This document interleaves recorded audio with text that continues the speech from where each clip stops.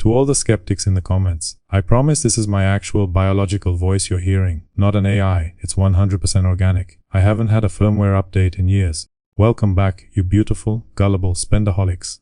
Grab your limited edition energy drink and sit down, because we need to have a talk about the state of your digital soul, and why it's currently being liquidated for 3 cents on the dollar by a CEO who thinks art is just the stuff that happens between transaction notifications. I'm here to peel back the skin on this rotting industry. You want the truth. You can't handle the truth, mostly because you're too busy grinding for a digital hat. But I'm going to give it to you anyway. Play your way. It's the industry's favorite bedtime story, right up there with "we value your feedback." And no, this isn't a gambling mechanic. When a developer drops this phrase in a trailer, usually over a slow motion shot of a hooded figure jumping off a roof, what they're actually saying is, we have spent $200 million building a world so needlessly vast and fundamentally broken that you will eventually beg us for a shortcut. They want you to believe that the sprawling map is a canvas for your imagination, but in reality it is a meticulously designed treadmill.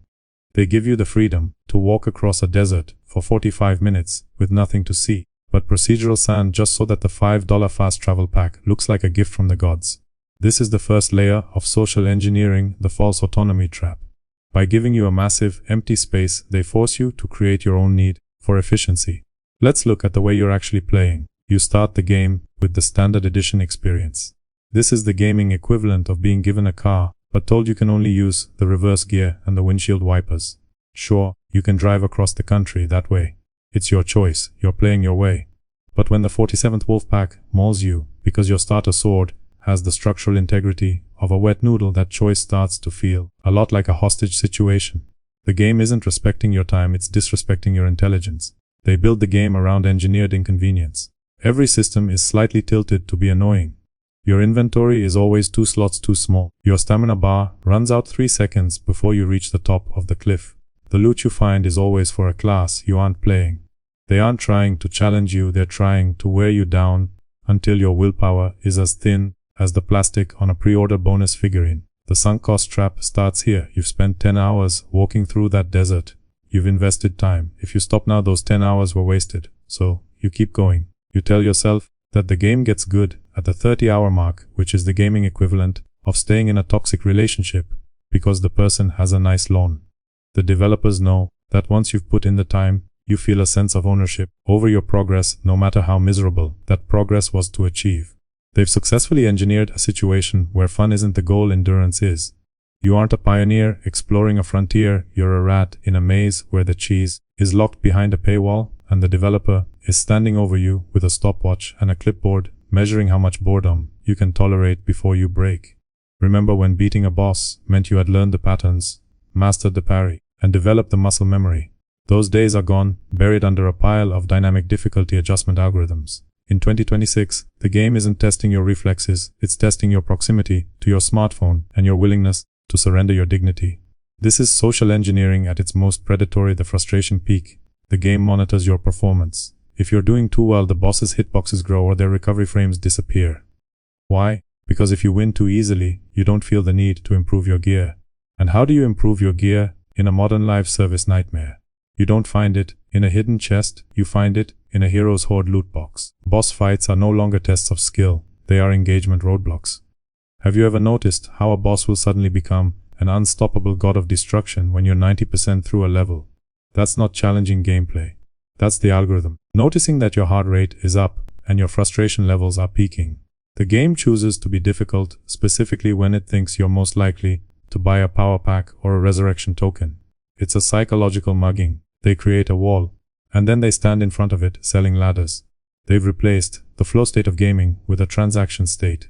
They want you to feel that prickle of sweat on your forehead, not because the fight is intense, but because you're worried about losing the last 40 minutes of progress. This feeds the sunk cost trap perfectly. You've died to the same boss 12 times. You've spent 3 hours on this one encounter. If you walk away now, that's 3 hours of your life you'll never get back.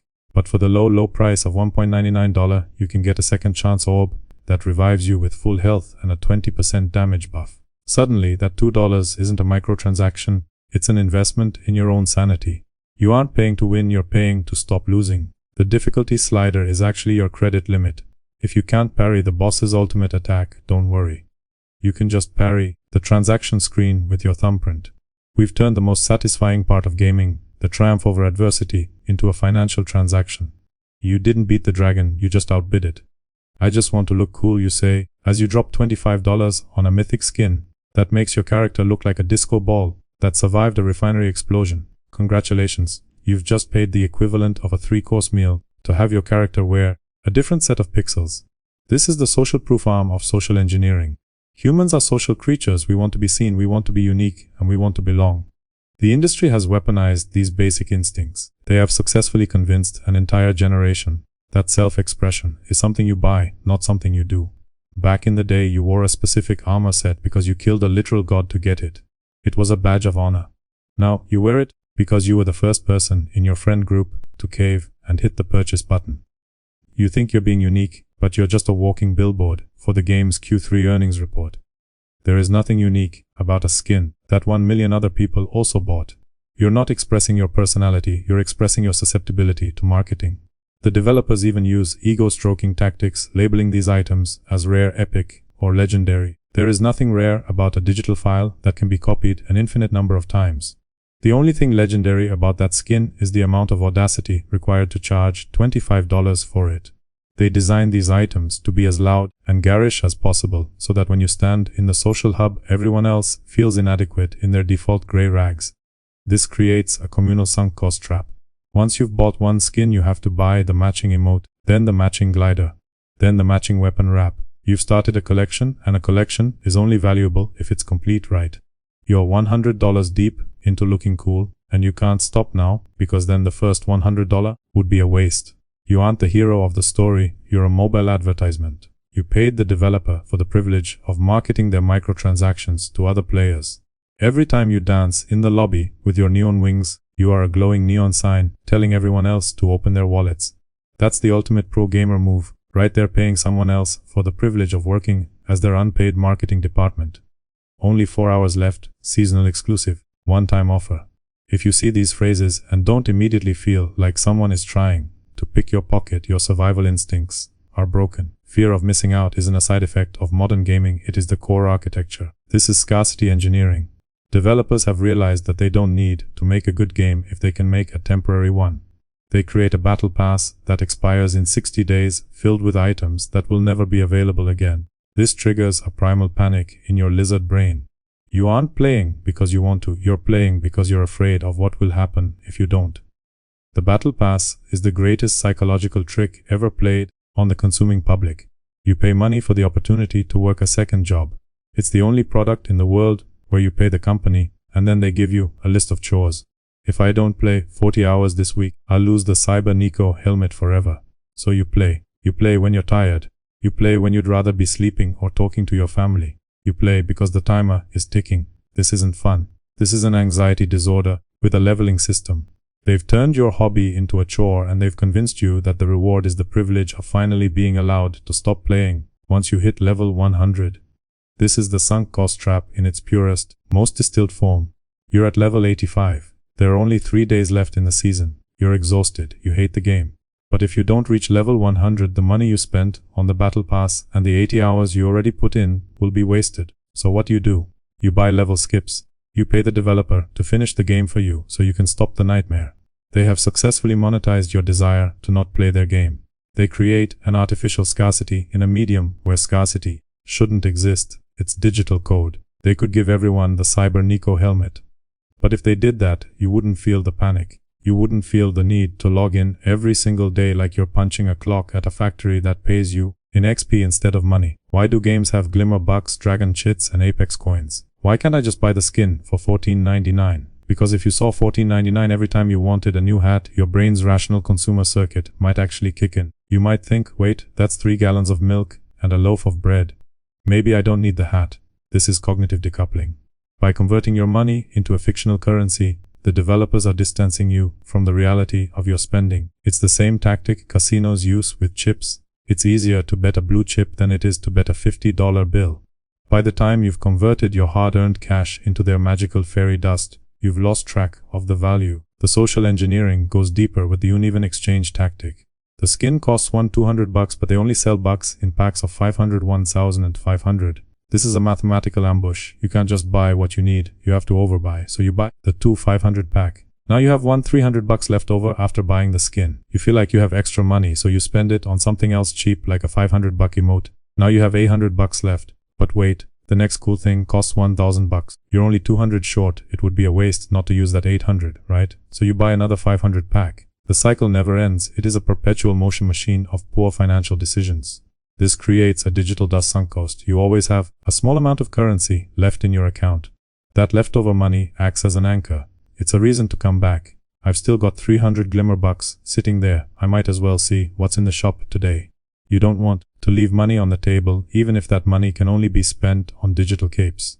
You're trapped in a loop of rounding errors and predatory math. In a video game, the house always wins, and winning usually just means your character has more glitter on their boots, while your bank account has a smaller balance. They aren't just taking your money, they're taking your ability to perceive value. We have reached the peak of human absurdity. We are now living in an era where people pay $70 for a game and then pay an additional $20 for a level boost so they don't have to play the game they just bought. Read that again. Let it sink in. If a game is so tedious, so repetitive, and so fundamentally boring that you are willing to pay cold, hard cash to skip parts of it, why are you playing it in the first place? It's like going to a restaurant, ordering a steak, and then paying the waiter $10 to eat it for you. This is the solution selling stage of social engineering. The developer creates a problem, the grind, and then sells you the cure, the skip. The skip the grind mechanic is the developer's ultimate confession of failure. It is them admitting, we know the middle 20 hours of our game are hot garbage. We made them that way on purpose so we could monetize your boredom. They are taxing your leisure time. They've successfully turned fun into a commodity that you have to buy back from them. This is the ultimate sunk cost trap because it's a trap of potential. You've paid $70. You want to see the ending. You want to be powerful. But the game is standing in your way. You've already invested the initial purchase price, so you feel obligated to see it through, even if it costs you more money, just to get past the boring parts they intentionally put there to annoy you. Is your wallet feeling a little light yet? Don't worry, the winter solstice extravaganza starts next week, and I hear there's a legendary weapon skin that costs more than your monthly health insurance. You'll buy it, won't you? You'll tell yourself it's because you support the developers, while the CEO uses your support to buy a second yacht, named the microtransaction. You're not a player, you're a metric. You're a data point in a spreadsheet. You're a beautiful, gullible spendaholic. And as long as you keep hitting that purchase button, they'll keep finding new ways to make sure you never ever hit uninstall. Now that I've thoroughly ruined your hobby for you, would you like me to break down the specific psychological dark patterns used in your favorite mobile game's latest gacha event?